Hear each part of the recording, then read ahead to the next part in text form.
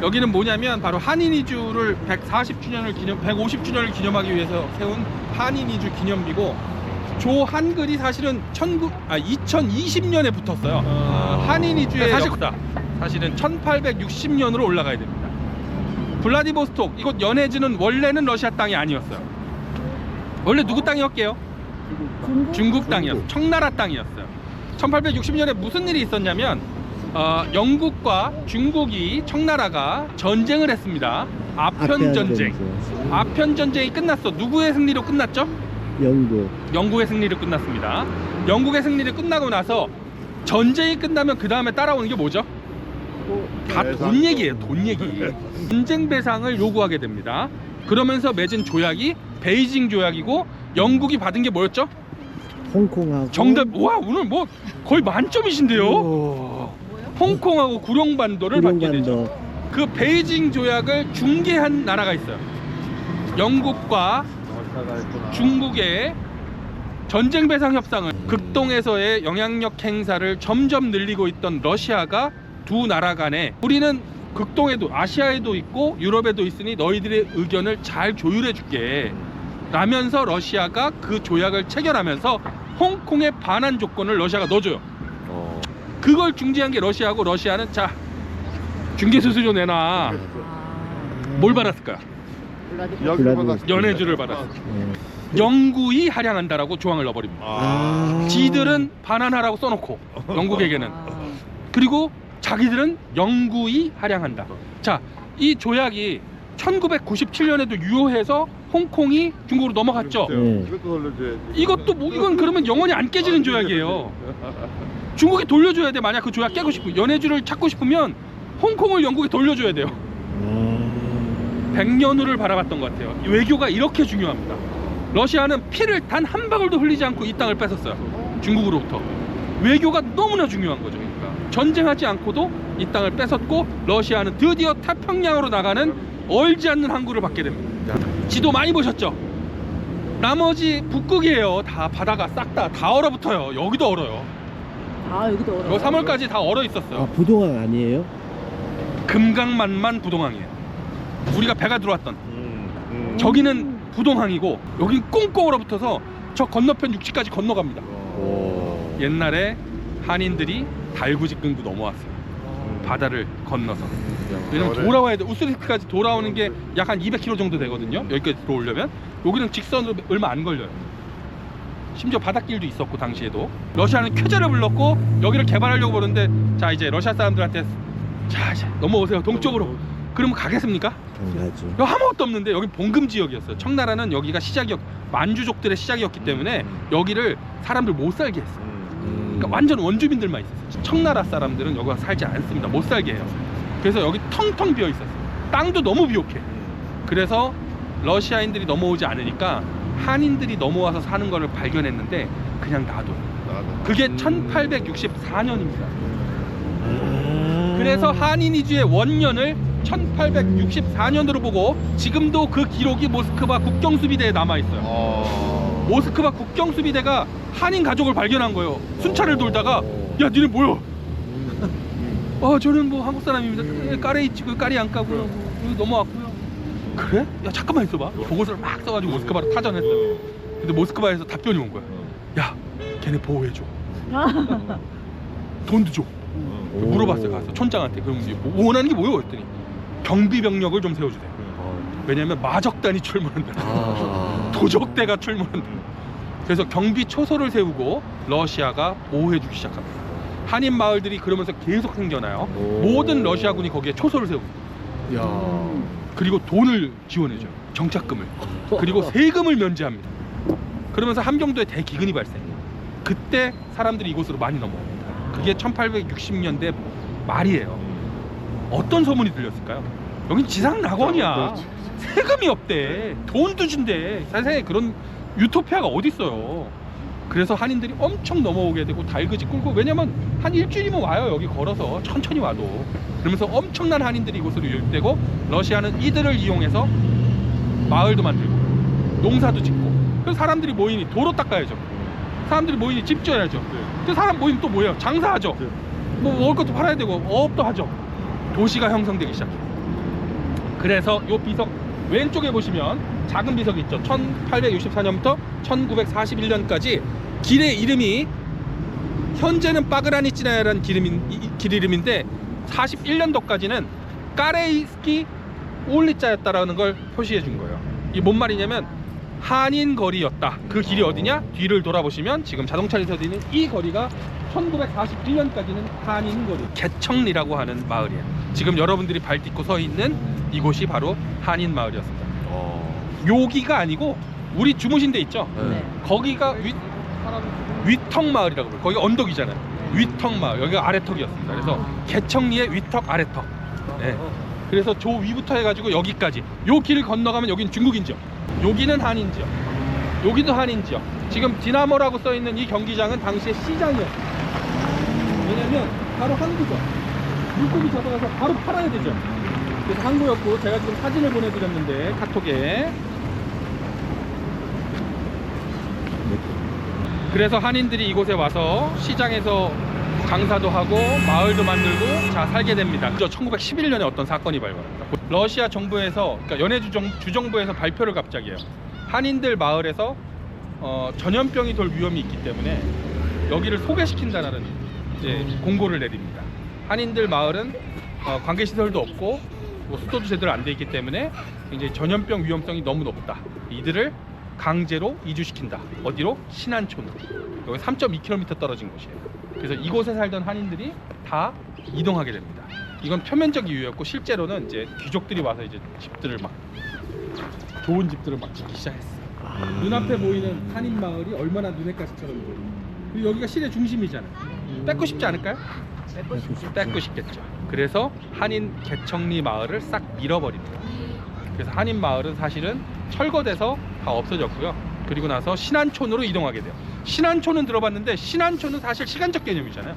신한촌이 있으려면 구한촌이 있어야 되잖아요. 여기가 구한촌이에요. 신안촌은 다들 신안촌 가봐야 되는데, 신안촌 가봐야 되는데 이러시는데, 사실 우리가 서 있는 데가 사실은 한인 마을이었어요. 신안촌도 지금 거기 한인들이 사는지 아무도 없어요. 거기는 그냥 기념비만 딱 있습니다. 여기도 마찬가지로 기념비가 서져 있죠. 1937년에 우리 민족에게 있어서는 사실 비극적 사건이 발발합니다. 1937년 9월 1일자 모스크바에서 행정명령 문서가, 스탈린이 서명한 행정명령서가 와요. 뭐였냐면 연해주 지역의 모든 조선 국적, 조선 출신, 조선 출생 또는 조선 민족 모든 조선인을 중앙아시아로 이동시키라고 하는 행정명령서가 내려옵니다. 왜인지에 대한 거는 아직도 답을 몰라요.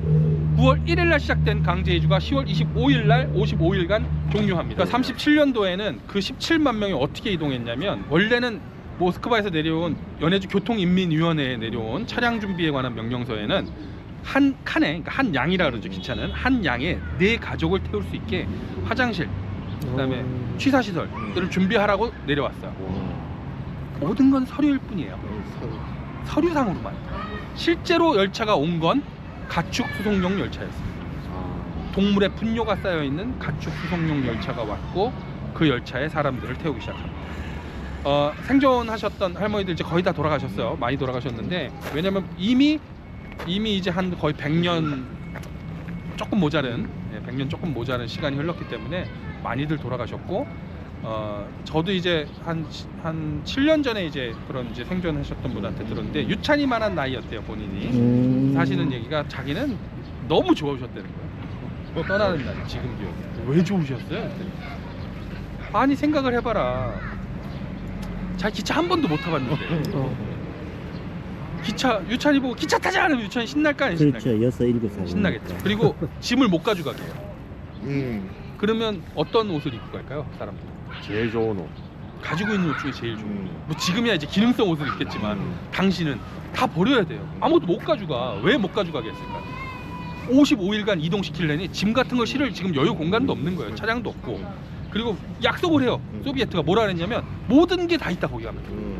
자동차, 트랙터, 집, 텔레비전, 옷 다 준비돼 있어. 걱정하지 마. 다 놓고 가. 걱정하지 마. 옷을 할머니, 그 이제 유찬이만한 나이 때 가셨던 할머니가 하신 얘기가, 엄마가 처음으로 솜을 누벼가지고 옷을 해주셨어요. 그리고 음식을 가져갔는데 뭐 가져가시겠어요? 며칠 가는지는 우리는 몰라. 떡. 떡. 어이씨 정답인데 어떻게 이렇게 바로 맞추지? 오, 형님, 오. 아니 이번 팀은 좀 희한합니다. 왜 떡이었는가를 물어봤더니 쌀은 이제 거의 없고 제사 지낼 쌀은 좀 남겨놓잖아요. 그거 가지고 이제 떡을 만든 거예요. 밥을 할 수는 없으니까. 떡은 그래도 좀 두고 압축돼 먹을 수 있고 있으니까. 두고 먹고 쉬어도 겉에만 떼어내고 먹을 수 있잖아요. 근데 떡은 원래 어떤 날 먹는 거죠? 명절. 잔칫날, 명절 이럴 때 먹는 거죠. 그러니까 어린 아이가 생각했을 때 떡이라는 걸 먹을 수 있었어. 언니, 오빠, 친구, 동생, 뭐 할머니, 할아버지 다 붙잡고 막 좋은 옷 입고 어딜 가 열차 탄대. 얼마나 좋아 세상에. 그리고 엄마가 뭐 우리 죽으러 간다고 얘기했겠어. 엄마가요? 엄마가 그랬대요 자기한테. 걱정하지 말고. 자기는 아무 걱정이 안 되는데 뭔 소리야 이게. 유찬이만한 나이 때 뭘 알겠어. 뭘 알아. 그죠? 그냥 좋은 거지. 신나서 그냥 다 어디 가니까. 그런데 그 할머니 말씀에 뭔가 잘못돼 가고 있다. 그 어린 나이였지만 잘못돼 가고 있다는 걸 느낀 게 언제냐면 달리는 열차에서 갑자기 차 문을 열고 사람들을 밖으로 던지기 시작해요. 돌아가시기 시작해요. 열차가 25일을 달립니다. 밥도 주지 않고 물도 주지 않고. 물론 호송관에 따라 좀 다르긴 했습니다. 어떤 호송관은 인도적으로 좀 대화한 사람도 있고 어떤 호송관들은 아예 물도 주지 않는 놈들도 있어요. 뭐 악독한 놈들도 있으니까 착한 사람도 있고 그 중에 사실상 이거는 저는 강제 이주가 아니고요 학살이었다고 생각합니다. 맞아. 우리가 알고 있는 강제 이주는 어떤 느낌이냐면 그냥 이사 갔나 보다. 근데 그 안에서 어떤 일이 있었는지는 아무도 몰라요. 살아남은 사람들만 알고. 열차에서 던지는 그 마음은 어땠을까? 열차가 25일을 달렸는데 이제 노인들, 아이들, 체력이 약한 병든 자들부터 돌아가시기 시작했죠. 근데 내 어머니야, 내 아버지야, 내 아들이야, 내 동생이고 내 친구예요. 근데 우리는 어떤 민족입니까? 땅에 묻고 제사를 지내는 거예요. 근데 우리 엄마를 돌아가셨다고 던지고 가면 들짐승 먹이가 될 게 뻔한데 어떻게 그럴 수 있겠어? 근데 그 사람들은 무슨 생각이었냐면 살아야겠다는 생각을 아마 했던 거예요. 남은 사람들은 살아야겠다는 생각을 했어요. 이게 만약에 부패해서 시체가 병이 번지기 시작하면 그건 뭐 걷잡을 수 없는 거예요. 의학 지식이 뭐 정확하진 않았겠지만 그 정도의 지식은 있잖아요. 그러니까 아마 그랬던 거예요. 그래서 할머니 말로는 그때부터는 사실 아무 기억도 안 난다. 그날 이후로는. 그게 며칠째였는지도 기억이 안 나고 사실은 너무 오래된 일이기도 하고. 그래서 열차가 도착했는데 사실은 도착했으면 그럼 집이 있었을까요? 뭐가 있었을까요? 아무것도. 허허벌판이. 그게 어디냐면 첫 번째 열차가 도착한 게 카자흐스탄의 우슈토베라는 마을이에요. 나중에 혹시 여러분들이 카자흐스탄에 가볼 일이 있을 수도 있어요. 가려고 그래. 가보려고. 카자흐스탄에 가시면 그 우슈토베 한번 가보십시오. 그곳은 1937년 10월의 그 모습과 현재가 하나도 변하지 않았어요. 똑같아요. 허허벌판에 아무것도 없어요. 나무 풀 한 포기가 없어요. 그곳의 사람들을 수천 명, 수만 명을 버리고 갔어요. 카자흐스탄 사람들이 지금도 얘기해요. 수천 명이 들판에 죽어 있었다. 겨울이에요. 먹을 것도 없는데 어떻게 살아남아? 아무것도 없는데, 옷도 없는데 죽으라고 버리고 간 거예요. 사실 그건. 땅을 파고 사람들이 움집을 짓고 사는데 겨울에 시체가 쌓여서 땅을 파지도 못해요. 얼어 있으니까 다. 그 봄에 그게 녹는데 뭐 말할 수 없었대. 그러니까 그걸 카자흐스탄 사람들이 와서 굉장히 많이 도와줬대요. 음식도 갖다 주고. 그러면서 이들이 버텨서 지금까지 살고 있고 중앙아시아에 뿌리를 내리고 우즈베키스탄에 7만 명, 카자흐스탄에 7만 명, 그리고 키르기스탄, 타지키스탄 각지로 흩어진 사람들이 약 5만 명인데 이거는 문제가 뭐냐면 가해자의 기록이에요. 17만 명이었을까 과연? 왜냐면 기록상은 사망자가 없어요. 없어요. 병든 사람들 중간에 내리라고 합니다. 또 열차에서. 그들이 돌아온 기록도 없어요. 어디로 갔는지도 몰라요. 수십 년 동안 이 일은 절대 말하면 안 돼요. 우리가 추정하건대 고려인에 관한 지원법률 공청회를 국회에서 이제 여러 번 했었는데 그때 추정할 때 우리가 몇 명으로 추정했냐면 약 25만 명 정도를 추정했어요. 그러니까 약 7만 명에서 8만 명 정도는 사실 사망했을 수도 있어요. 8만 명이면 학살이죠. 어떻게 이건 사고가 아닙니다. 계획된, 의도되고 계획된 소비에트에 의해서 벌어진 인류 역사에 다시는 있어서는 안 되는 일들이 사실 벌어진 거죠. 사람의 목숨은 한 명의 목숨이나 600만 명의 목숨이나 저는 경중이 없다고 생각합니다. 무게를 저울에 놓고 달면 똑같다고 저는 생각이 듭니다. 근데 우리가 이 일을 몰라요. 사실 전혀 모릅니다.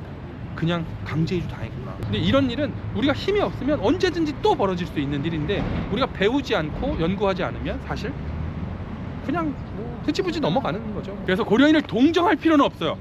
동정할 사람들은 동정의 대상이 아니라 이해의 대상. 37년도까지는 여기서 학교, 우리 민족학교 최재형은 교육자이기도 했어요. 300개가 넘는 학교를 세운 사람이에요. 군인이자 교육자이자 기업인이었어요. 그리고 독립운동가였어요. 교육이 독립운동의 초석이라고 생각해요. 왜냐하면 본인은 노비 출신입니다. 어떻게 근데 거부가 됐을까? 그 교육이었거든요. 근대 교육을 받음으로 인해서 자기는 신분이 바뀌었죠. 완전히. 어떻게 대관식에 불려갈 수 있겠어요, 자기가. 노비 출신. 교육밖에 없다고 생각했고, 역시 우리의 어머니 아버지들은 카자흐스탄에서, 우즈베키스탄에서 교육밖에 답이 없다고 생각했어요. 그래서 아이들이, 교수님들도 정말 많고, 그래서 고려인들 잘 사는 사람도 정말 많아요.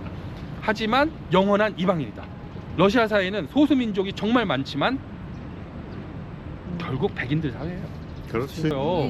우리가 힘이 없으면 또 우리의 자식들, 손자, 손녀들은 또 끌려가서 어디로 갈지 모릅니다. 그래서 저는 사실 이 투어를 만들었던 이유는 저희가 다단계 투어예요. 저희 투어를 들으시면 이제 앞으로 살면서 3명까지 이야기를 전달하셔야 돼요. 알겠습니다. 이런 일이 있었다. 꼭 기억해달라. 우리 민족의 아픈 역사가 있는 곳이고 인류 역사에도 없었던 일이다. 왜냐하면 8,000km를 한 민족만 이동시킨 적은 단 한 번. 이 길의 이름이 까레스키아 울리자였다. 한인거리였다. 그리고 이곳에 있던 것 중에 진짜 중요한 거 제가 딱 하나만 말씀드립니다. 해조신문이라고 하는 신문사가 있습니다. 해조신문. 제가 신문도 이렇게 하나 보내드렸어요. 카톡으로 보내드렸습니다. 이 신문의 가장 큰 의의는 뭐냐면 바로 해에서 발행된 최초의 한글 신문이에요. 언제 발행되냐면 1908년 2월 28일 날 발행됩니다. 일본이 나쁘다라는 걸 알리고 싶어 했고 우리가 독립해야 된다는 거를 정말 알리고 싶어 했던 게 바로 이곳에 계시던 분들이고 이 신문사를 세운 건 최재형의 친구였던 최봉준이라는 사람이에요. 이 최봉준이 세운 신문사가 해조신문이었고 이 해조신문사는 2월 28일 날 초판을 발행하고 5월에 폐가 납니다. 왜 그랬을까요? 강제로 폐간됐어요. 예, 러시아에서 발행된 신문이에요. 발행인은 심지어 러시아인이었습니다. 왜 폐간됐을까요? 일본에 또 힘썼나? 오늘 어떻게 이렇게 다 맞추세요? 자, 아까 우리 뭐라 그랬죠? 러일 전쟁 끝난 게 언제? 그 직후예요. 그러니까 이 신문이 어디까지 가냐면 전국으로 다 들어갑니다. 우리나라에. 불온 선전물이 막 들어오는 거야. 막 난리가 난 거야, 일본이. 그래서 러시아 정부를 압박해서 이 신문을 발간 3개월 만에 폐간시키고 이 신문은 역사 속으로 사라집니다. 자, 윤전기 남아있죠. 어떻게 했을까요? 우리가 안 찍을까요? 그럼 이제 그만해야겠다 이럴까요? 해야죠. 자, 이 신문사를 발행인을 이름을 바꿉니다. 누굴까요? 최재형이죠. 이 신문사 사주가 최재형이었어요. 다음 대동공보사로 이름을 바꿉니다. 이 대동공보사의 위장 신분증을 가지고 하얼빈역에 간 사람이 있어요. 그 이야기가 이렇게 이어져요. 기자증이 있어요. 그걸 들어가죠. 거기를 어떻게 함부로 들어가요? 대동공보사에서 위장 신분증을 마련했고 그 대동공보사의 사주는 최재형이었고 최재형은 언론인이자 기업인이자 독립군이자 교육인, 학교도 세우시고 신문도 발간하시고 그리고 이 해조신문에 물론 나중에 변절하는데 해조신문의 주필이 누구였냐면 시일야 방송되고 있었던 장지연, 그리고 대동공보사의 주필은 누구였냐면 신채호 선생이죠. 그러니까 이 동네가요 사실은 우리 역사에서 절대로 뗄래야 뗄 수 없는 그런 곳입니다. 그리고 이 신문에서 정말 중요한 내용 중에 제가 딱 하나만 알려드리면 여기 이렇게 보시면 여기 써 있어요. 여기 이렇게 광고란입니다. 제가 이 신문 보내드린 신문은 초판의 마지막 면이에요. 1면은 조선인들에게 고함이라고 하는 엄청난 명문이 실려 있어요. 누가 썼는지 몰라요. 누가 썼는지는 비밀이죠 사실. 이름이 필명으로 돼 있습니다. 누군지를 몰라요. 지금도 몰라요. 근데 광고는 본인 직접 이름으로 내십니다. 어떤 광고냐면 여기 제가 대신 읽어볼게요. 머리 깎으러 오시오. 본인이 본항 개청리 중거리 제 382호에 개청리입니다. 382호입니다. 주소는 이발소를 신설하고 개업 인사입니다 이거. 이발소를 신설하고 제반 기구를 준비하고 위생에 매우 각별히 매우 주의할 뿐더러 이발을 청결케 하오며 각 학교 학도들에게는 특별히 감가하여 좌이 작정하였사오니 첨군자는 왕림하심을 무망함이라고 써 있어요. 통상 이발료는 40전, 학도에게는 10전. 이 이발소 사장님 이름은 신석화입니다. 1908년에 이발소 개점 광고거든요. 학생들한테 할인해 주신다는. 이 신석화의 이름은 앞으로도 계속 나옵니다. 어디에 나오냐면 독립운동 자금 성금하는 명단에 계속 나와요. 이발소 사장님도 독립운동가였어요. 최재형과 안중근만 기억하기엔 우리는 사실은 잊혀진 사람들이 너무 많아요. 여기에 살고 있던 수많은 우리와 같은 민초들, 그들이 주인공이었고 안중근은 그 중에서 빛나는 별이었고, 최재형은 구름 속에 가려진 별이었고, 별이 사실 늘 빛나고 있지만 해가 뜨면 안 보이고 구름이 끼면 또 안 보이죠. 하지만 별은 늘 빛나고 있죠. 그런 분들이 저는 이런 신석화와 같은 사람, 최재형과 같은 사람, 안중근과 같은 사람이라고 생각해요. 그래서 우리가 잊지 말아야 할 곳이 이동대다. 이렇게 기억해 주시면 좋겠습니다. 자, 밥 먹으러 가겠습니다. 네.